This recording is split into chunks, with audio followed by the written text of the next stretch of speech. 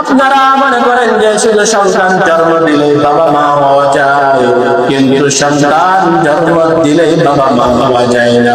এই সন্তান দুনিয়াতে আসার পর তার সুন্দর একটা নাম রাখতে হবে, সন্তানকে সুন্দরভাবে ইসলামের উপর পরিচালিত করতে হবে, সন্তানকে দ্বীন শিক্ষা দিতে হবে, ইসলাম শিক্ষা দিতে হবে।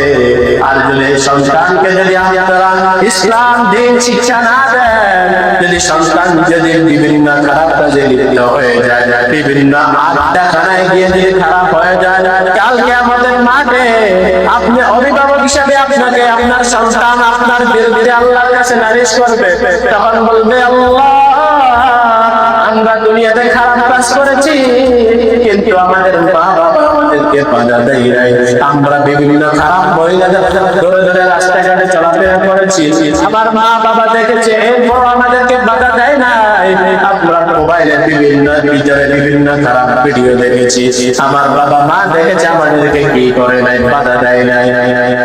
কিভাবে বাধা দিবেন?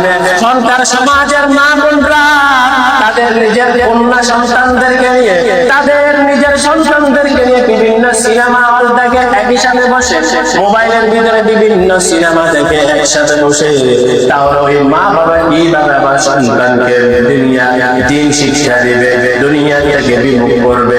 এর নবীর উম্মতের দল ওই যে কিয়ামতের মাঠে সন্তান বলবে আল্লাহ আমরা দুনিয়াতে আমাদের মা বাবা আমাদেরকে দ্বীন শিক্ষা দেয় নাই, আমাদেরকে কোরআন শিখায় নাই, আমাদেরকে নামাজের জন্য বলে নাই, আমরা রোজা রাখি নাই, আমাদেরকে রোজা রাখার জন্য বলে নাই, আমরা খারাপ কাজ করেছি, আমাদেরকে বাধা প্রদান করে নাই।